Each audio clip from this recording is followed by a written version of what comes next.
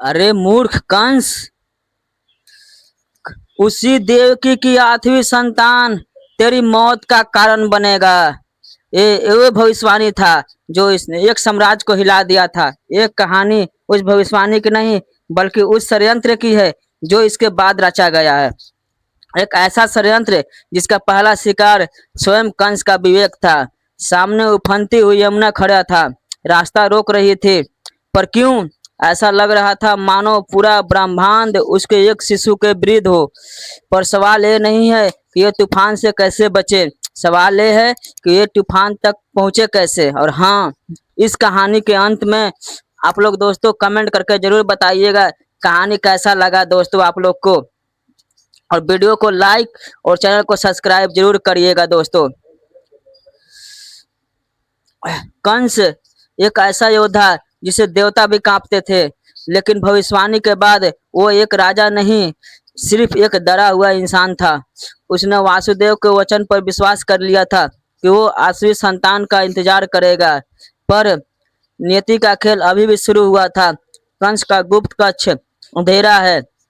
कंस अपने सिंहासन पर बेचैनी से टहल रहा है। अचानक इस दिव्य प्रकाश होता है और नारद मुनि प्रकट होते हैं। देवर्षि नारद, आप यहाँ इस समय? राजन चिंता में दिखे तो सोचे पूछ लूं, तूने अपनी मृत्यु को 8 साल के लिए टाल दिए हो। मृत्यु मेरा क्या बिगाड़ेगा देवर्षि, जब वो आएगी मैं उसे भी देख लूंगा। अभी तो वो देवकी के गर्भ में है, 8वीं संतान। 8वीं? कंस तुम बड़े भोले हो। तूने कमल का फूल देखा है?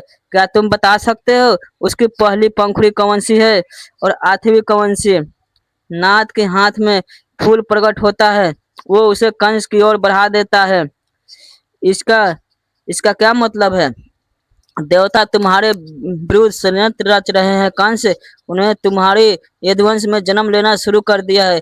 क्या पता तुम्हारे मृत्यु को धोखा देने के लिए विष्णु 8वीं संतान का इंतजार ही ना करे। क्या पता वो पहली संतान के रूप में ही आ जाए। गिनती तो तुम मनुष्य के लिए होता है, देवताओं के लिए नहीं।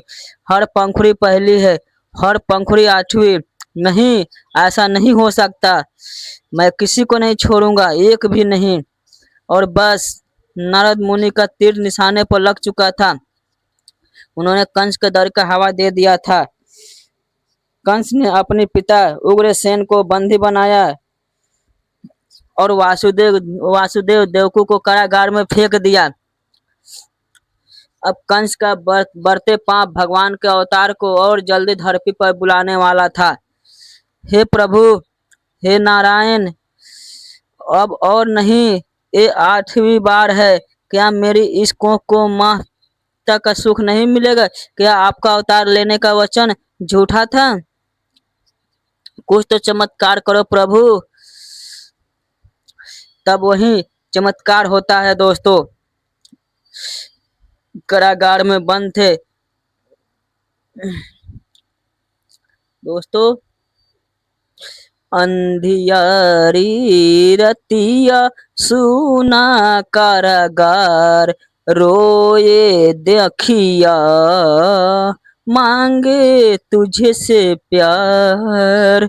7 बार टूटी ममता, ममता की आस, अब तो जाओ प्रभु मेरे पास। कैसी गु है, कैसा लीला है, सुन लो पुकारे में, हे दीन दयालु भगवान। उस रात देवकी की प्रार्थना एक माँ की पुकार नहीं था, वो पूरी मानवता का पुकार था। जब पुकार सच्चे दिल से होता है तो पूरा ब्रह्मांड उसे सुनने के लिए झुक जाता है। और फिर मध्य रात्रि के उस क्षण में वो हुआ जिसका किसी ने सोचा भी नहीं था। प्रभु ने जन्म लिया, लेकिन एक साधारण शिशु के रूप में नहीं। ए बंधन खुले, सब द्वारे खुले, जगत के पालन हारे आए। मुख पे उजाला है विष्णु का अवतार, नंद के लाला शंख चक्र गदा पर सजाए, नारायण बनाए। सब जन्म हुआ प्रभु आप स्वयं नारायण, हमने आपको पुत्र रूप में मांगा था और आप तो हमारे स्वामी निकले।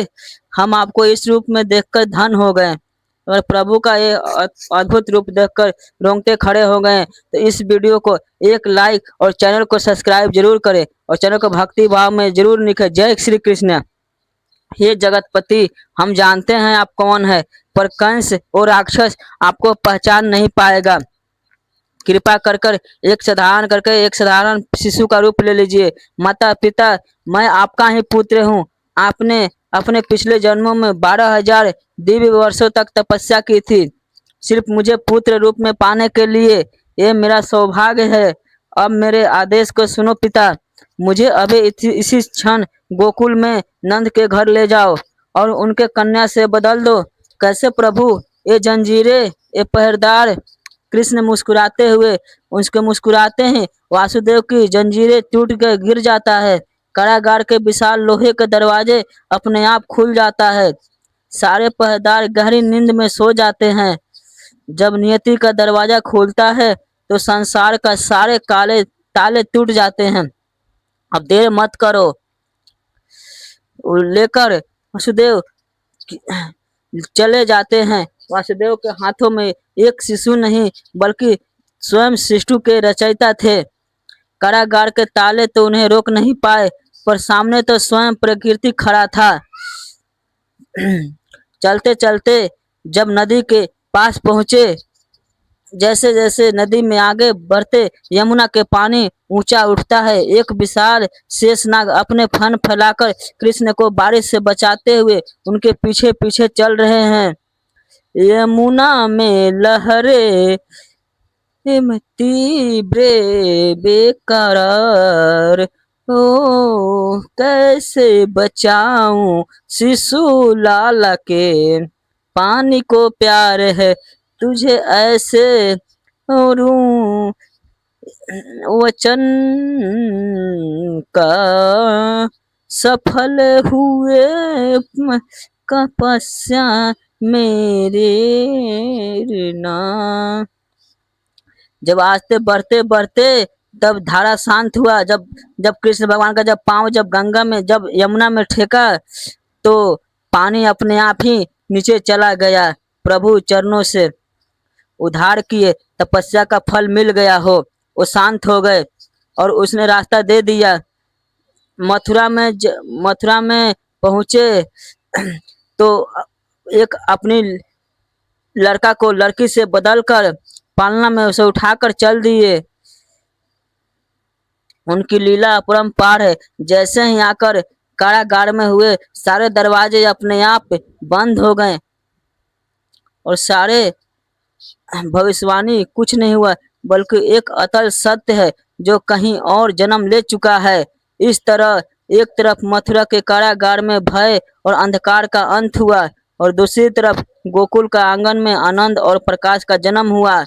कृष्ण का जन्म एक घटना नहीं, एक संदेश है कि जब जब पाप और अहंकार हद से बढ़ता है, तब तब उम्मीद सबसे अंधेरे को जन्म लेता है। अंधेरे को इस जन्माष्टमी जब आप उत्सव मनाए तो सिर्फ कहानी को नहीं, इसके छिपे दिव्य षड्यंत्र को याद कीजिएगा। तो चलिए दोस्तों, चैनल को लाइक करके सब्सक्राइब करके वीडियो को शेयर कर दीजिए।